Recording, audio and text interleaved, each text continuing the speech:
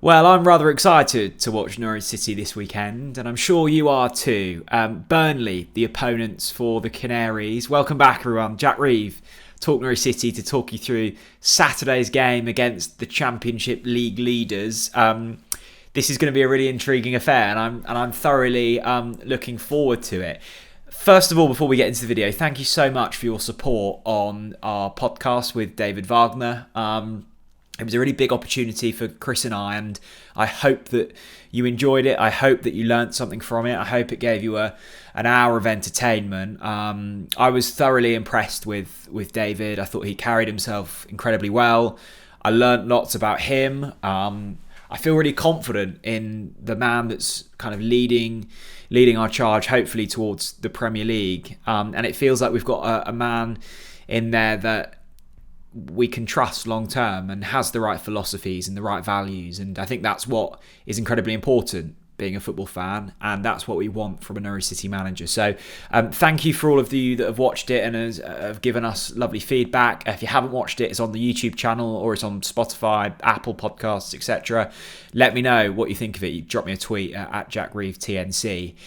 As I say though, Vincent Kompany's Burnley visit Carrow Road this Saturday, and Burnley have been really impressive. I think I said in my pre-season sort of predictions video that it's going to go either one or two ways for Burnley. They're going to romp the league, or they're going to really struggle and it'll be sort of mid-table. Their recruitment has been bang on. I've been really impressed with Vincent Kompany's kind of tactical awareness. There was a really good video on Tifo IRL presented by everyone's favourite Norwich journalist Michael Bailey that really broke that down. But what Kompany's got going at Burnley is very different to what they were used to under Sean Dyche. I'd kind of forgotten. It was about a year ago today, I think, that we played, maybe just over a year, played Burnley at Carrow Road and we beat them 2-0, and they looked turgid that day. And the flip side, when we travelled up to Turf Moor earlier this season, I know we were only beaten 1-0, but we were dismantled throughout the whole of that game.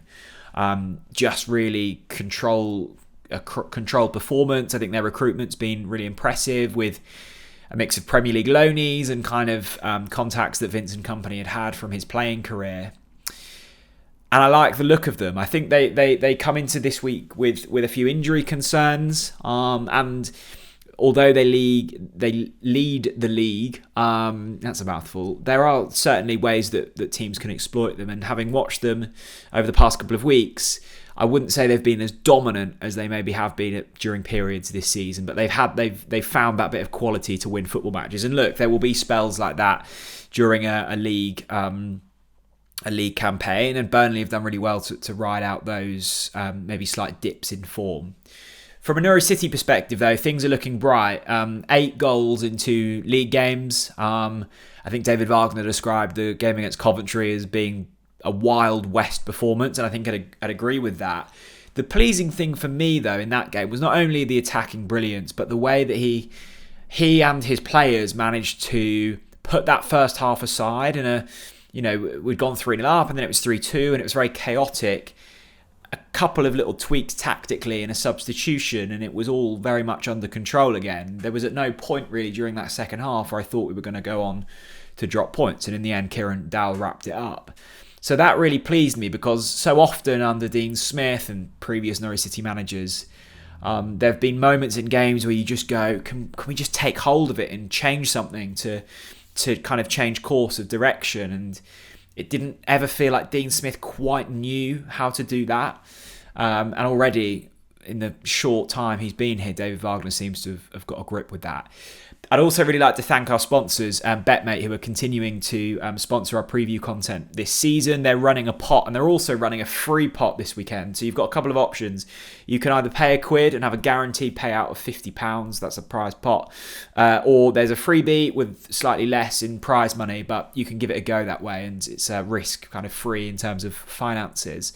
The link is in the description. Our teams are on the screen now. Betmate have been brilliant this season. I genuinely love the app. I play quite a few of their games during the week, not just Norwich City games. It's essentially fantasy football You pick a seven-a-side team and it's fantasy football type scoring. The reason I like it, and the reason I've actually selected loads of Burnley players this season and have had quite a bit of success through it, is you get points for things like interceptions, tackles.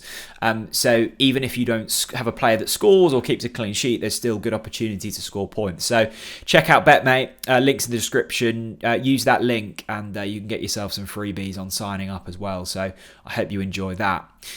A couple of injury concerns for Norwich. Ben Gibson probably won't be featuring. I think they've either had a child or will be having a child very soon. So congratulations to Ben and his partner. A glorious time for them.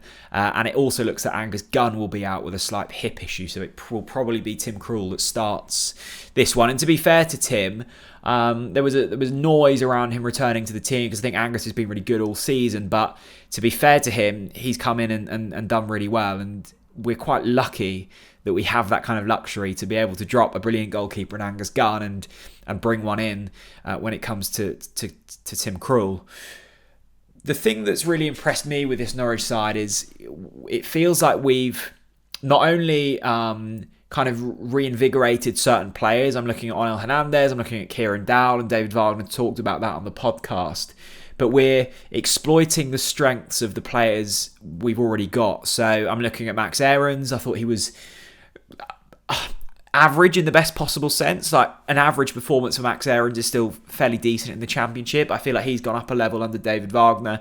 The same on the other side with Sam McCallum. Dimi Anulis has been really up and down. He had that game against Preston where he looked excellent, and then the following week against Coventry he got hooked. But there's such importance on our wing backs. Kenny McLean has been really pivotal in the middle of the park, and that feels quite important as well. And look, Kenny, if he can get a run of game time and feel loved, I think there's a really good Championship player in there, so that's been really pleasing. And then Timu Pukki, I thought, had one of his best showings so far this season against Coventry. His awareness, his movement was just exceptional. If you can get him and Josh Sargent playing well together, then you're onto something really good, because so often under Dean Smith it felt like it was either one or the other for Pukki and Sargent. It feels like Wagner may well have found a system that can utilise both.